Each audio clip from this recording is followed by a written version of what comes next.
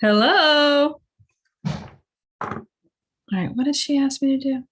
When you're ready, we can switch host to me. Okay. You hear me? Mm-hmm. All right, I'm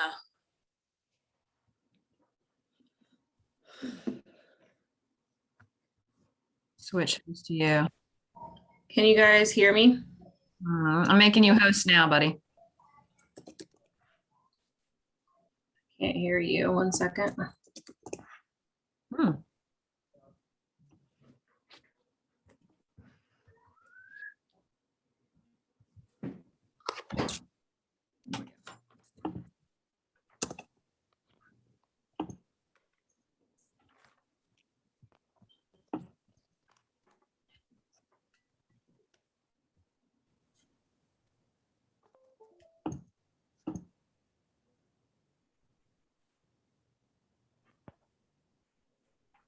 Hello, can you hear me? Yep. Oh, there you are. Now I can hear y'all. Let me turn my video on. You guys look pretty. Me too. Would you like to make me the host, Spencer? I just did. At least I think so. So check and see. Okay.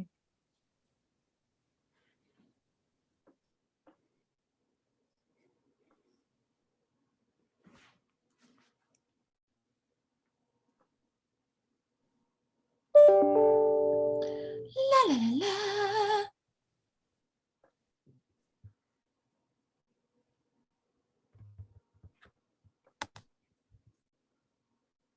All right, so you can see. Mhm. All right, so I just got to get my view back where I can see people asking questions.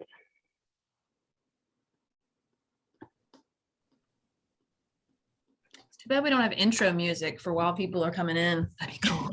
Or something. I know I was thinking last time we had a plan for that too. But We did. We You're did. like looking at MLS. Yeah, we were looking at MLS. Yeah, that's what we were doing. That was kind of cool, actually. there's nothing on there. There's as many new as back on the market today. 10 and 10. Oh, that's fun. I know, it made me think of JR. His house will probably be back on the market in a couple of days. So well, I just Yeah, can't. exactly. Is there something, Spencer, that you do to be able to see? All right, hold on. I found the chat box. Okay. Got it. Sweet. And then I just don't see anybody like in the waiting room yet. Well, it's early. I just got on early, so Early. if there were any mistakes, I wouldn't screw up. Mm-hmm. Speaking it. of which, let me go grab my extra connector. I will be back.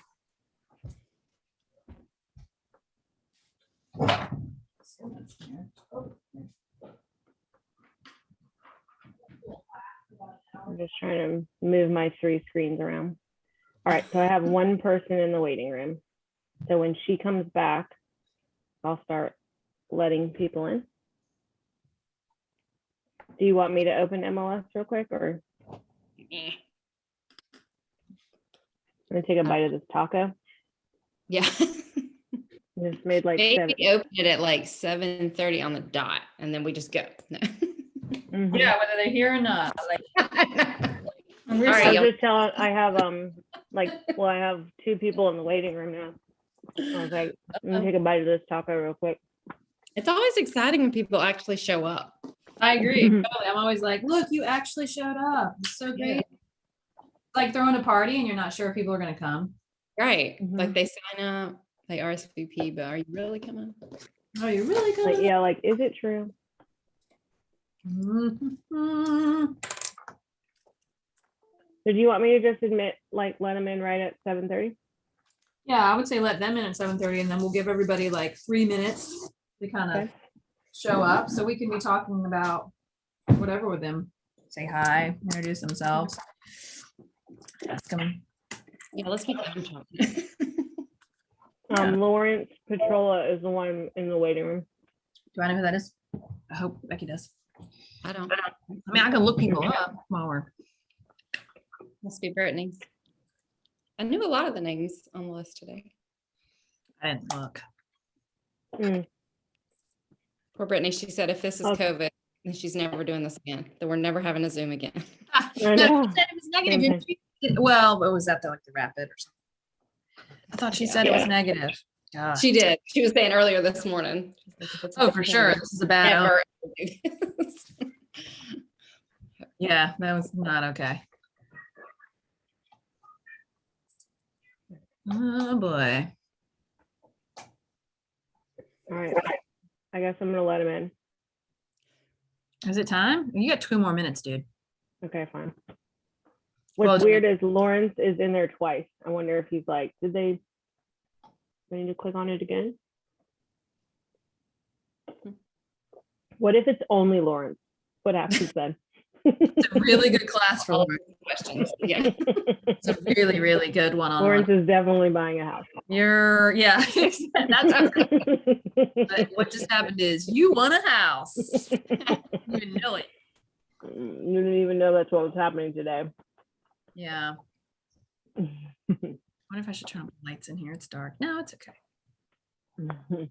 I almost Bright did it on the porch, but I was like, porch, I don't know. It's gonna be kind of dark. I guess that's a good thing for if we do this again too. Like I can say in the instructions, you'll be let in. You know, it'll start promptly at 7:30. So please hang out in the waiting room or I can say something. Not a bad idea. I wonder if that's better. I have no idea if other people can tell how many other people are in there either. Like I have them optional video. It works, but Right at 7:30. it's official. Do you want to say hello to Lawrence first? Guess, yeah. Oh, here comes Melissa. All right, here we go.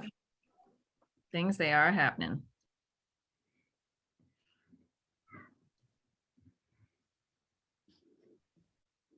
Connecting to audio.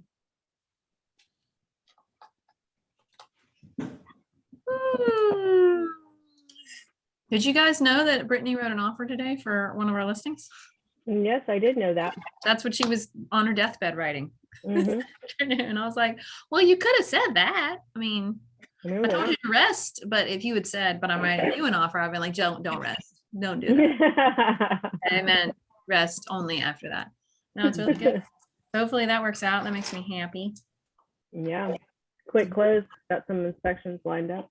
Yeah, that's a quick close for sure. I hope that happens. Find out about Laura Meads.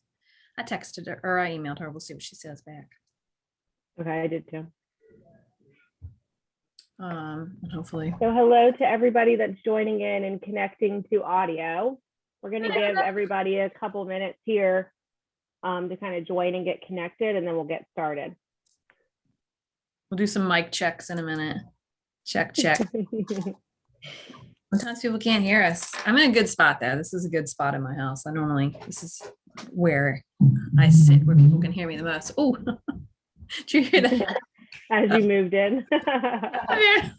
Apparently the neighbors upstairs are having a party from my office right now. Yeah, There you go. it's Risey doing something. I don't know. Crazy girl. Mhm. It was the most amazing day in the Outer Banks today. That light breeze, it was so beautiful today. It was nice. Kind of a shame we were indoors, but yes. I sat outside for a while. That's why when I was considering doing this out on my porch, because that's where I worked when I came home from the gym and then where we had dinner. And I thought, man, if I could just do it right here, but it was going to get to where I was like a really dark shadow in this class. I thought, well, that's probably not. It would have been pretty for like the first 10 minutes because it's still pretty out there. But then it would have been weird that the shadow was talking. I guess like and even the lights on out there are not very good lights, are like sort of dim. Yeah. Haven't Well, otherwise, you'd have a bunch of bugs around you. I see what it was. Yeah, exactly.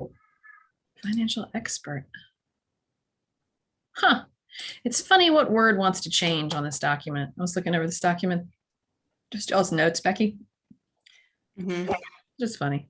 Sometimes you're like, why do you want to change that? I don't understand what is your problem with that word? They want to make a lot of things plural that aren't. All right. Fine. How much longer should we give? Like 2 more minutes to like Yeah, 7:35 I guess my time? 7:35. Yeah, okay. Yeah. That works. Well, I see people joining and connecting audio. We do have the chat box open. And I know your videos are off. So if you can hear us, good. If not, please send me a message so that I know. Yay. I just put a chat in just so I'd feel like I was, yeah. I can hear you guys. Hey, Yeah. Melissa. How are Melissa. you today? Hello, how are you guys? Good. Good. I see Lawrence is connecting to us as well. Lawrence is connecting twice. What's up, Lawrence? Maybe We're he's gonna be got on video all for one and audio for another. No, I'm imagining that we're on the big screen on two different walls at his house because he wants to absorb it all in. I love it. I unmuted myself. That's definitely not me. I have an audio on one and Darn it. information on the other one. Winner. Crushing my dream right there, Lawrence. I was gonna be on two big screens. My neighbors would like it, but I'm actually in my office, so Oh, yeah. Then we'll forgive you. thank you. Next time. We have a plan for next time. That's happening next time. All right. Well, we changed up the plan a little bit tonight, so we'll let Hester explain a little. We're lucky that we get her, but there's a reason. Well, hello, everybody that's on. If a couple people jump on, I'll let it in while we move forward. But if I don't know you yet, I don't recognize some of the names, but I'm Sarah Hester, and I am the operations manager for the team. So I do a lot of our transaction management and kind of do a lot of behind the scenes paperwork, keeping us organized. And we're so excited that you're sharing this evening with us to learn a little bit about our fall market. So I have Sarah Spencer on the call today. She's our team leader and owner of the team. And she can tell you a little bit about herself in a second. And I also have Becky Reed on the call, who's one of our buyer specialists. And they're saying we're lucky because usually our buyer team does these classes for us, but Brittany unfortunately is not feeling well this evening. So I'm going to do my best to kind of fill in where I can. And Spencer's going to talk a lot about the buy side. Mhm. So without further ado, I'm going to let Sarah and Becky kind of introduce themselves, and then we're going to get started on why you should buy in the fall. Okay. All right, I'll start. So I am Sarah Spencer. Hi, everybody. And so I've been selling real estate on the Outer Banks for about 23 years now, started in 1998, and then organized this incredible crew that you see here, including Brittany, who I'm so sorry is not going to be with us. And she worked really hard behind the scenes for tonight to get it ready. So I'm going to just full transparency, I'm going to be reading sometimes, and I'm going to tell you, I'm quoting Brittany because she is absolutely the best, one of the best buyer agents on this beach. And I really think that some of her tips and some of the suggestions that she made for this class tonight are essential for you guys to hear and understand. She and Becky have some of the best track records on the beach. And I'm not just saying that because they're on my team. They constantly bring consistently incredible offers that win a lot more than the average agent. So I'm going to be stealing all of her words, but giving her credit for that tonight as we move through this conversation. And speaking of Becky Reed, I'm going to let her tell a little bit about herself. You're above me right now, so can I be like, take it away? You're Is that beside what me. did it? Okay. Darn. Yeah, Becky Reed. I am one of the buyer specialists for the team. I am originally from the mountains of North Carolina, and long story, finally ended up here and have lived here for about 7 years. And just enjoy working with buyers, from the learning what the goals are all the way through close and every step of the process along the way. Cool. All right. So the reason why we're talking to you all tonight is because so many of our clients have been asking this question. When is a good time to buy? And is fall a good time to buy? It's a question that I probably hear. Becky, would you say you hear more than any other question? It's up there with, which town is the best? we could do a whole class on that too. But I hear a lot. What is it a good time to buy? When is the best time to buy? So we thought instead of answering everybody individually, we'd offer this up as sort of a primer for our answer for why we think it is the best time to buy, and then go into the reasons why. So it's not just a simple yes, we nod our heads and you do what we say, but we're going to tell you a little bit more why.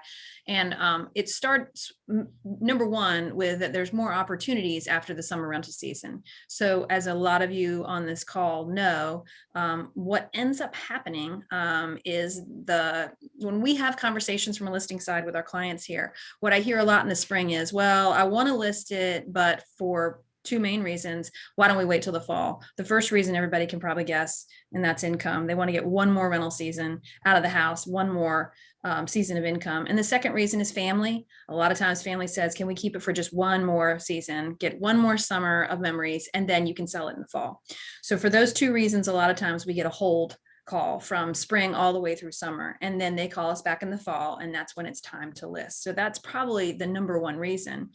And once that rental season is over, they traditionally are ready to unload that and not carry through the winter, which is a good thing, because that means that potentially you might be able to get a little bit of a deal. That seller, this is Brittany's words, and I'm gonna quote her, sellers are fat and happy on rents, and some are willing to negotiate more. Not always the case, but sometimes a unicorn pops up and gets 60 showings in 3 days and 15 offers. That just happened to us, by the way. But most of the time, they're not going to be as strong of a buyer presence on the beach. And so there is a potential to get a deal, and there's a potential for that seller to be a little more flexible.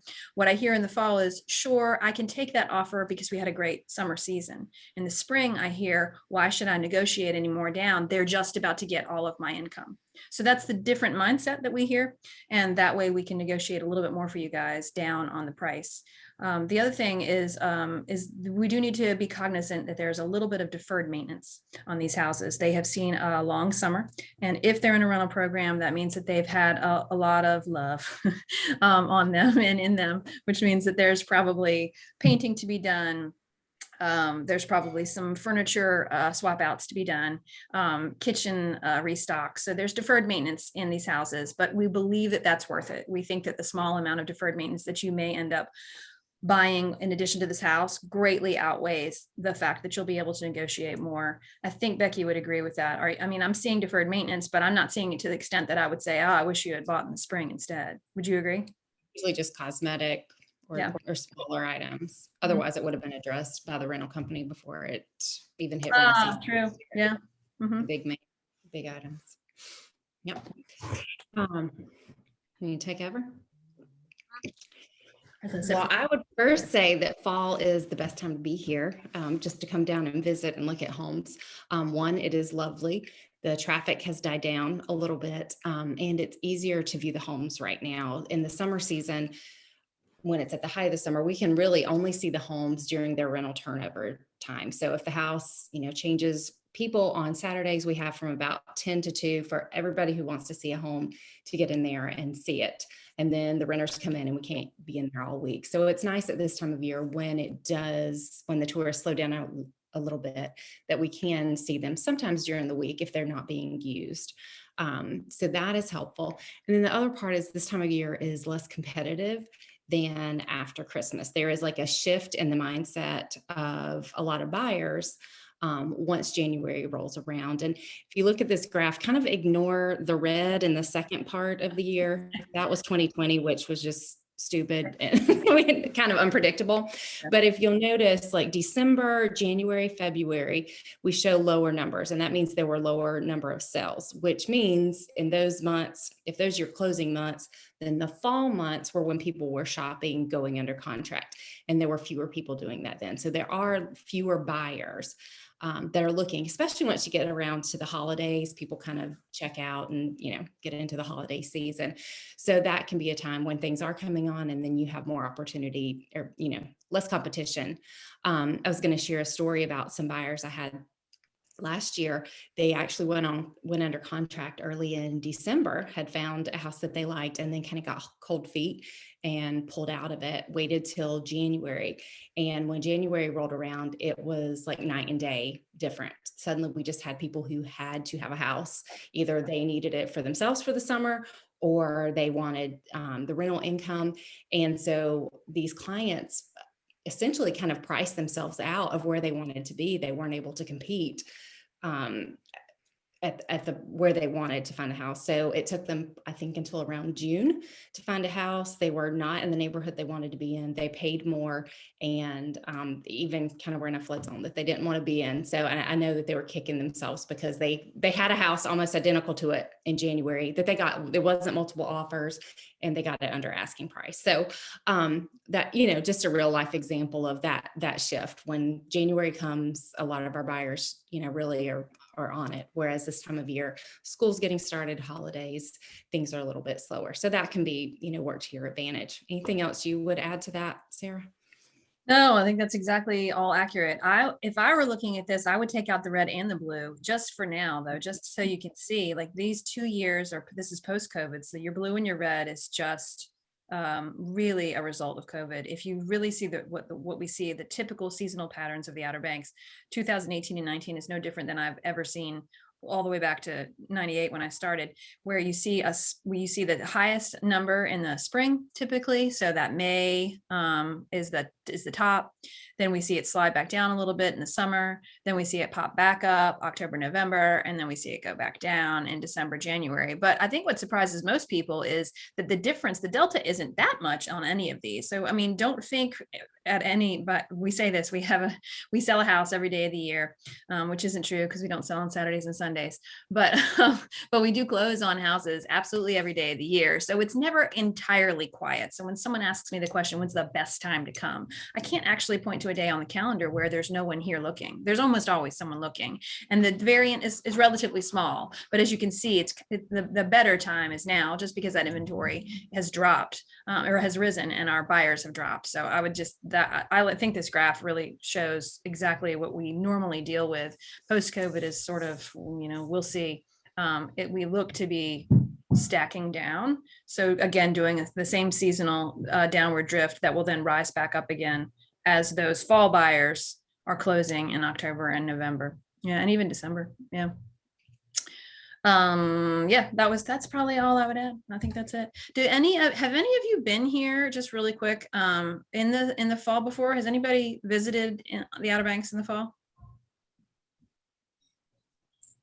Yes, it's been Yeah. a little while. I mean, I don't think we can emphasize enough what Becky said. It's my favorite time of year here for sure. Mhm. Super pretty. The water's still warm. The restaurants are still open. The crowds are gone. It's so pretty. The sunsets are the prettiest, in my opinion. That's when I got married. I chose to get married here in the fall because I just thought it was the best time of year. So yeah, that's my personal story. All right. So Brittany wanted me to move on to something about the other reason we think this is a really good time to sell. And this is why I love to sell in the fall, is because you can add personal touches to these houses in every single segment of our market, in the primary segment, in the second home, and in the investment. It is so much easier to get down here from the fall through winter and into early spring to make that house yours and put your own personal touches on it, because there's fewer people here. Also super important, if you're buying a rental house, there's no rents to work around. So if you buy a house for me and Becky or Brittany in the spring, forget trying to change anything out. You don't have time. You've also already set expectations online, probably on web pages, for what the house is going to look like or what it's going to offer. So we can't start adding things in the spring unless they're add-ons you're not going to charge for. If you don't have a hot tub and you add one in the spring, you don't get to raise your rents because they've probably already been booked. So now is the time to start adding some of those goodies and putting your own personal touches. If you hate the color of the inside of that house, you can change it now. You cannot change it if you buy in May. You got to wait. The opportunity to make that change to your home helps increase rental performance. Obviously, changes to make, her suggestions, and I agree. Becky, chime in. I would say the first one is kitchens, then bathrooms, common areas, amenities, particularly outdoor activities. I want to pause on outdoor activities because I think Becky agrees with me. That's the smallest amount of money that has a lot of times the biggest impact. Wouldn't you agree?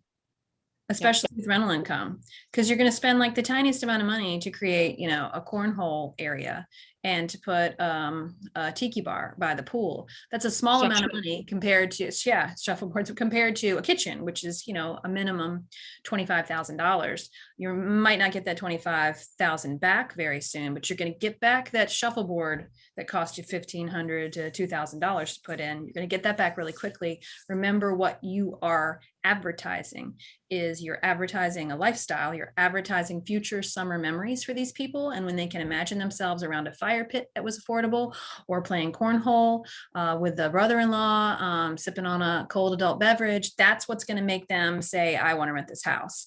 The kitchen will also, but that kitchen cost you $25,000 and that shuffleboard cost you much less. So that's really important. That's sort of a little squirrel, but I think it's important to mention that you couldn't add the shuffleboard even if you do this in May.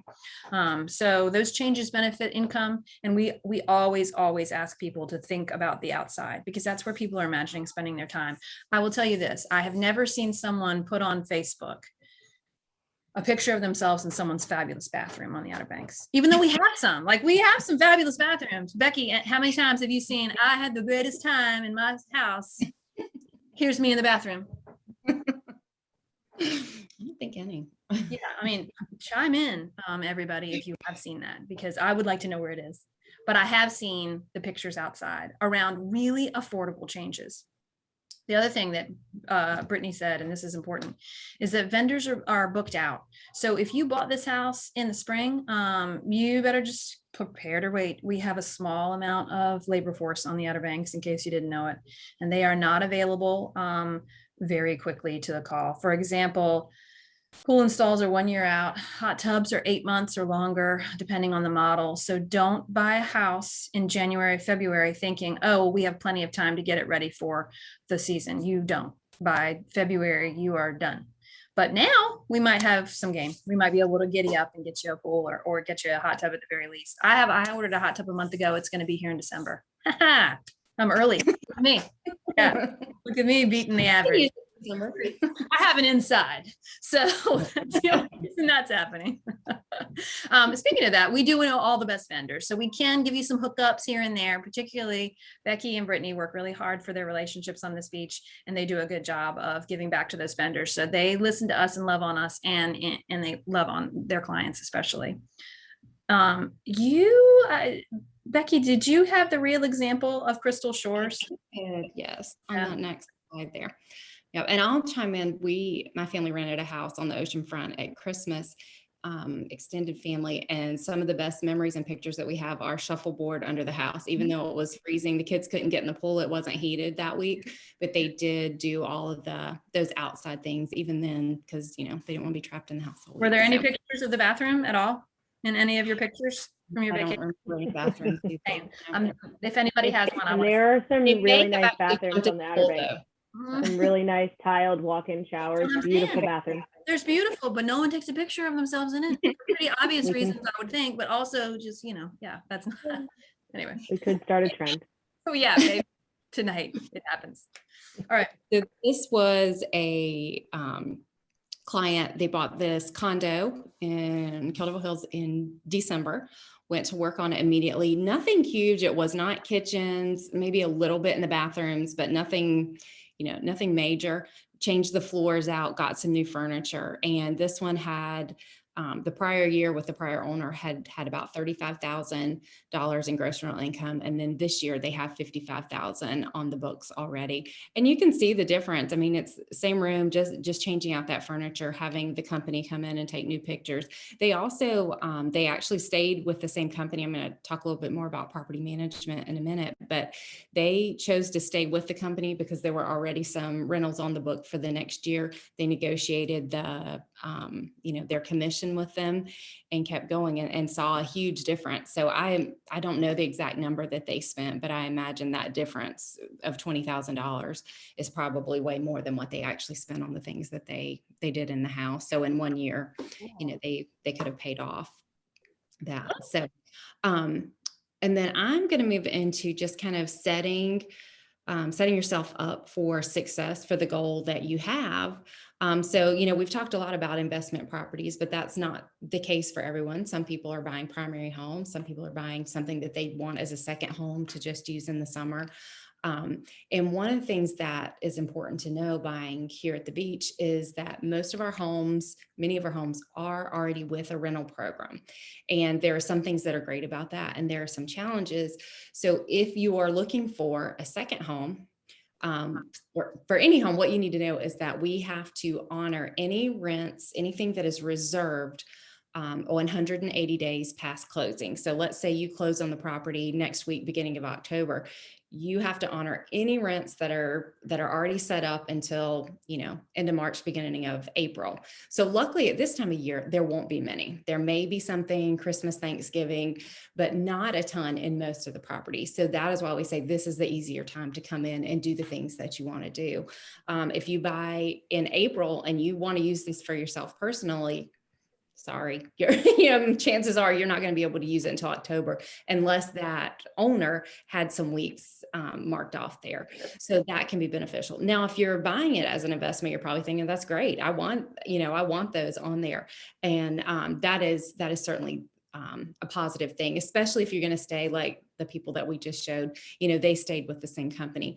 But sometimes during our due diligence period, we start to look at the numbers and we can say, hey, we think you could do a little bit better. We think those numbers are a little low. So it may be a matter of changing to a different company. And it may be just that the company it's with hasn't changed their numbers in a few years. They've kind of gotten stagnant. Or it may be that you need a different company working on it. So for property management, we have really two different types here. We have traditional, which would be kind of like your Village, Twitty, and most of our companies here truly, and they rent 7 days. So, Saturday to Saturday, Sunday to Sunday. And for your typical oceanfront or second, third row, those closest to the beach, that works great. These bigger family houses, that's what people are looking for. They want a summer place for their family to come to, big families to be able to use. So those are great. But if you were looking at something maybe like a condo, something smaller, like a 3-bedroom or something over in Collington or Kill Devil Hills West Side, you may find a better fit in one of our companies that works kind of like Airbnb or VRBO, and that they have flex stays so that you can come and stay 3 days or 4 days. So think about in the wintertime, I don't know where you all live, but you want to get out of there. You just want to run away somewhere for a weekend. You don't need a Saturday to Saturday. And so those properties that have that, they're kind of closed down. A lot of times they close completely through the winter, but you might want something that's just a few days here and there, or you want to come during the week for the 3 or 4 days. So my point is sometimes it's a good idea to move to a different company. And when we're in this, the fall winter season, then you have the opportunity to do that, to explore some of these different companies. We get projections or set up phone calls so that you can kind of pick their brain and find out what the best model is for your house there. And then one more thing I'll mention regarding that is the VRBOs. So with VRBO, you actually don't have to honor the 180 days. But what happens is when that house sells, the original owner or the present owner, they cancel all the reservations. They just go away. So unless we work closely with those owners, then those go away and you just get set up with a property manager. So we do try and get you set up with a property manager that can switch those over. And it's possible. It can be a little bit tricky, but doing it off season is certainly a little bit easier than in the middle of the season. I just had one that happened in the middle of the season. It was a crazy turnover on that day, but the rental company, they made it happen. And so it closed on a Friday, it changed ownership on Friday, and new renters came in on Saturday, and they kept going. But Wow. If you can do it off season, they certainly appreciate that. And then I'll just share one example. I had a couple that bought last October. They switched to a different property management company just because the numbers for the other one didn't look fabulous. It seemed like it had like one of those that had gotten kind of stagnant. And so they switched to a different company. And in 2020, which was like our best year until this year, they had 46,000 in rent. It was a second row house in Corolla in Pine Island, 46,000. And then this past year, they've got 72,000 on the book. So over 25,000 increase just by changing companies. They didn't really do any, they may have changed the mattresses or a little bit here and there, but there was no major overhaul in the house. if, as far as work done there. So those are things that I would, that can help set you up for success when the rental season comes, just kind of knowing that information about property management and how we help you get connected to the, to the different companies here and help you explore all those options. Would you add anything to that, No, Sarah? wow, that's a lot to jump, 46 to 72 I know. with no difference, but just, switching the rental company. That's a big difference. I don't think so. Has anybody here rented on the beach? Most people have done traditional, so I am assuming that the answer to that would be yeah. But who has tried Vrbo or Airbnb on the Outer Banks yet? Anybody? I'm just curious of how it went. Because I hear different things about how to try that. Or have you only ever just done traditional 7-day bookings with a traditional property management firm? I guess, like, Melissa, tell me who you've used when you've come down. I think we used to be with Twitty. Okay, yeah, so that's traditional and nothing wrong with This that. is traditional. Yeah, just traditional. And they're not using the same dynamic model that some of these other newer companies are using, like Keys, Vasa that Becky mentioned. Those run much like an airline ticket or a hotel room, where as the demand goes up and the supply shrinks, the price goes up. So they're seeing nightly increases that people are willing to pay, and that delta, that margin between a traditional static price for weeks that's planned, a year out, it loses against that. So we're starting to see people shift. Yeah. Next summer's largely booked in some of the homes, so set at the current rate. Where I forgot to mention that dynamic pricing. Yeah, I talked to someone at Vacasa, and she said they don't actually like to see their houses booked early. That's a different mindset and shift for the Outer Banks too, because one of the things that property managers would say proudly in years past was, we already have the X many percentage of our houses booked for next summer, and it's only January, February. And to that, Vacasa said, I would like to not see that, because that means I underpriced it. I would rather see it fill up slowly so I can gradually increase those last minute booking prices, because we know now historically that people will pay them. So it is not something that they consider a feather in their cap. If they have solid bookings into January, February, that's going to be a real mindset shift for those owners too. That's going to feel weird, because people start to kind of go like, it's February, I don't have August booked. But I think they're gonna have to retrain that brain of, it's going to be okay, because this is going to mean more money for you later, so stay calm. I think that'll be fun to see. And they'll be calling us too. All right, so the last thing we want to go over tonight before we have question and answer for you guys is pro tips. This is a big one. We went over this on our last mastermind on our masterclass that we did via Zoom, and that is lending on the Outer Banks makes a happy deal. Why should you go local? Don't go local because you think that we want you to, just because we're scratching a friend's back. We don't get any, there's no compensation for us recommending this, you guys, except that it makes your life easier, which makes us happier. Local lenders get more love from local appraisers.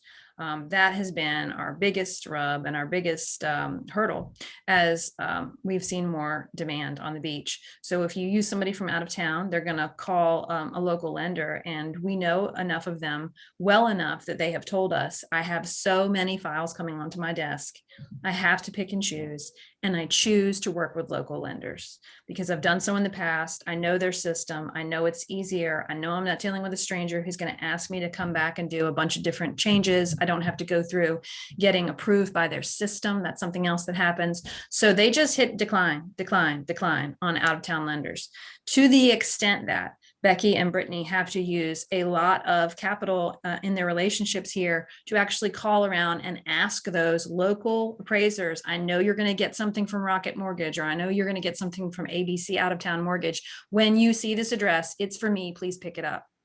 That's the only way an out of town lender actually gets any any work done here.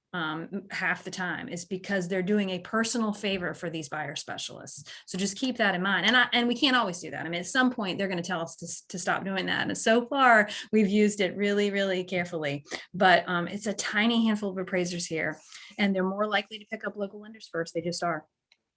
And particularly because we're still in a market of multiple offers, not on every house like we were before, but we're still seeing them. It's still good to keep in mind these couple things. One of them is please you could use a local lender. I can tell you that when we get multiple offers on the listing side of the Spencer team, one of the things we look for is, are they using a local lender? And we weigh that heavily and talk to our seller about that. Hey, we think you should go with this offer instead, because everything else is apples to apples. And we're telling you this local lender can make this happen. So know that it actually weighs heavily to the seller and the seller's agent if they know what they're doing, because we're trying to get them across the finish line. Due diligence fees and earnest money are still really important. We are starting to see a shift. Becky, you're seeing a shift definitely more towards due diligence than earnest money? Very much a requirement. Mhm. Which is worth a slowdown, everybody. We have two different fees that you can pay as compensation for consideration here of your offer. One is due diligence and one is earnest money. Traditionally, pre-COVID, we only saw earnest money. That was the amount of money that you put up and you gave to the local escrow attorney to hold in his escrow. It went towards the balance, and you got it back if you didn't close and you decided to do so within your due diligence time. Now we have something else called a due diligence fee. It is very similar to other areas' option fees. So if you've ever heard of an option fee, it's basically the amount of money you're offering the seller to say, I want to be the winner. I want to give you this non-refundable amount of money. If I decide not to buy your house within due diligence, you get to keep this money. If I do buy your house, it goes towards the balance at closing.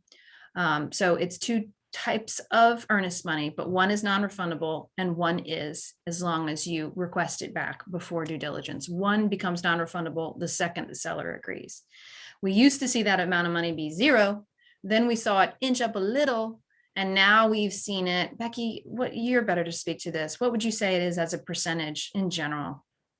I would say about 1%. 1%. All right. So if we're looking at a $500,000 house, you're seeing For due 5,000. diligence, yeah. Yeah, 5,000. And we're starting to see less and less on earnest money.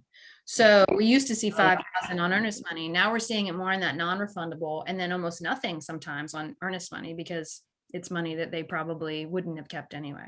So that's a big change. If you've ever purchased anything here or anywhere, that could be different. We do have to counsel and educate clients on, well, the last time I bought a house, or, well, when I just bought a house in Maryland, Carolina is different. We're special. And so just be ready for a tiny bit of an education or re-education on how that market's shifted, because what we're advising is what means you're going to win. Due diligence being one of them. We see a lot of other agents that are still resistant to that change, and they're harming their clients by doing so. The reason Brittany and Becky win is because they have embraced that new normal. And these other agents, I'm sad to say, older agents, senior agents that have been around as long as I have, are still pushing back on that due diligence, and they're costing their clients the deal. They might come in with the highest asking price, but they have no due diligence money. And if that's the case, a lot of times, if we're apples to apples, again, my client's taking that non-refundable money, particularly if they've also been smart enough to use a local lender, then that's definitely 2 points against them. So asking price, obviously you may still have to go over asking price, but just because you're going over does not mean that later you can ask for that money back during the home inspection due diligence period to make any repairs. There was more than likely, if you were in multiple offer, other offers right behind yours that were probably very close in price.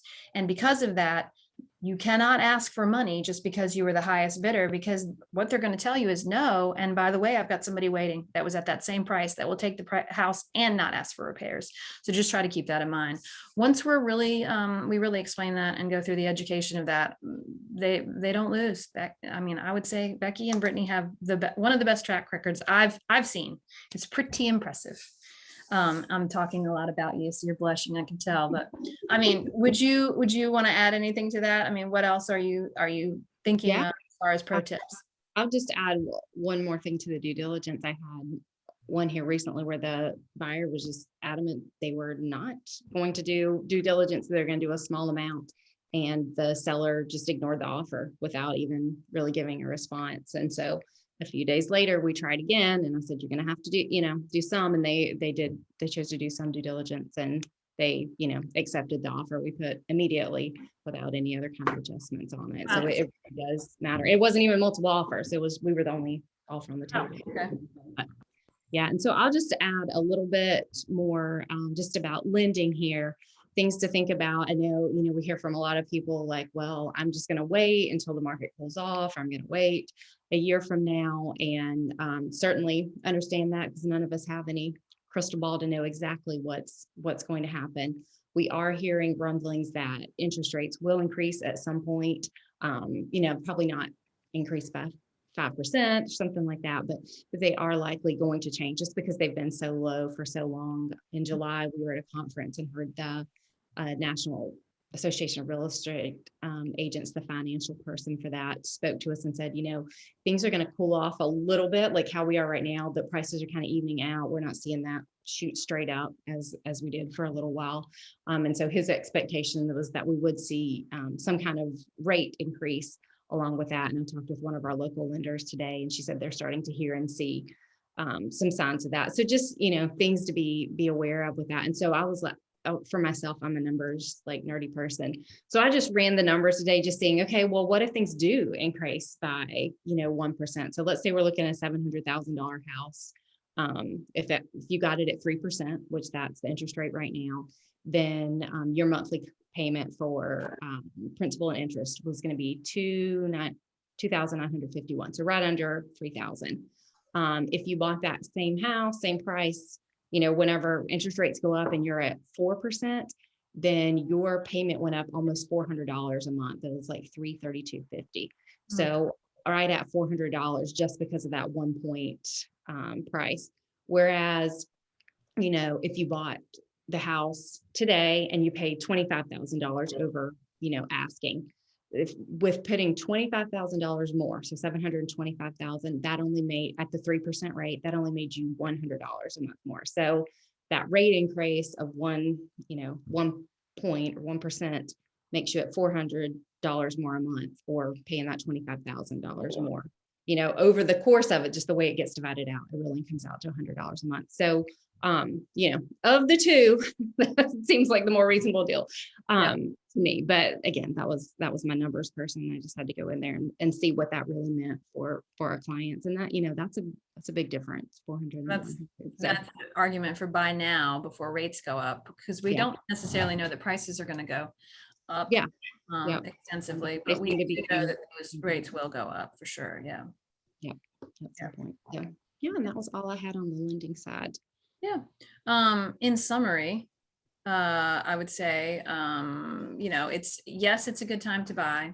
The reasons we think so is that the summer season's over. So there's lots of opportunity. There's lots more inventory. You have the opportunity to make it yours. You have the opportunity to make important changes, particularly property management, if you want to, adding anything to the house to bring value to it. And as long as you do that with a strong buyer agent who knows all of those ins and outs on what's winning right now, the local lender, the due diligence, and the correct asking price, then you're probably gonna win. I am curious if you guys have any questions. If you got on the call, that means that you were somewhat interested in the differential between, let's say, fall and another time of year. Is there any other questions that you guys have for us, that you had a burning question you thought, I hope they answer this tonight? I want to be respectful of your time, and I was thinking this was going to be 45 minutes and we're closing in on that. So I just wanted to make sure we had answered all your questions. Lawrence, I know I'm on the big screen in your house. Is there anything you wanted to ask the big screen? Look, there you are. You're not on a big screen. I'm sorry, I was in my office. No, just how do we start? How can I start receiving the information for the local lenders down? I know I spoke with somebody back in the beginning of the summer in reference to start looking at that. I had a good source of lenders, but I did hear about that as well. So how do I get all the information sent to me so I can start looking into that now? Yeah. Yeah, Becky just wrote down your name and she's going to send it to you. That's how the magic happens right there. I assume we have your contact information, Lawrence, but I can't be for certain, but let me see. I believe you do. Let me look. I can look while we're doing that. Yeah, so we'll send that over to you. We have a couple favorites, but again, we do not get compensated for this. These are just the people that we know do a good job for our clients. So, It's fine, it's understandable. yeah, so I would say, this is Lawrence, hold on, where am I? Yep, we'll have it over to you. And if we don't, I'm just double checking. Hester, are you still, can you look and see? Cause I'm, Yeah, sorry, let me mute myself.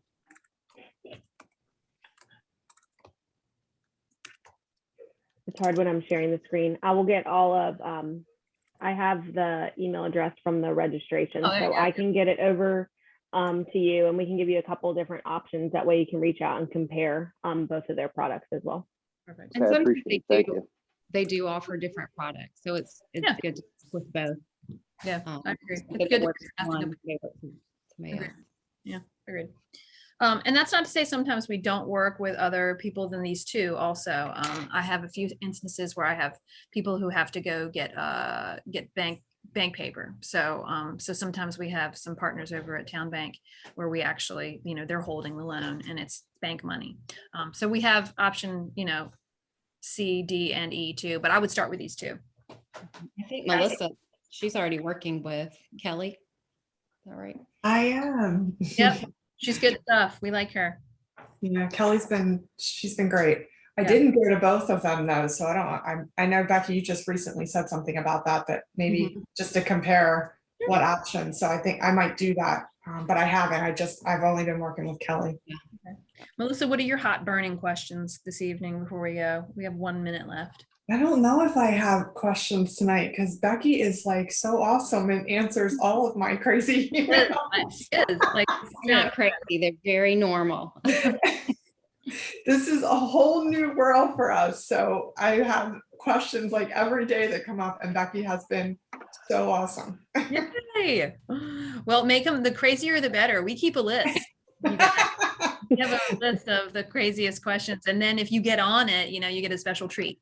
So you can get It'll on. be right up there with the pictures in the bathroom, right? That's right. See, so many options for prizes at the Spencer team tonight. Oh, all right. Well, it was really, Lawrence, I feel bad. I feel like you need to go home. I feel like I need to encourage you to get up from the desk and go home. Please tell me you're in No, I'm here till 11 o'clock working, so Holy I guacamole. got some time. I got some time. Sheesh. Yeah. All right. Well, I mean, watch a good sitcom or something. I don't know what else to say. I think he Appreciate it, just thank did. you. Yeah. Yeah, I enjoyed it. Yeah. it. You just did. All right. Well, it was really nice meeting you guys. And too. yeah, call us if you have any questions and we'll get back to you, Lawrence. Thanks. Thank you very Thank much. you. Bye, everyone. Have a good night. Bye-bye. Bye.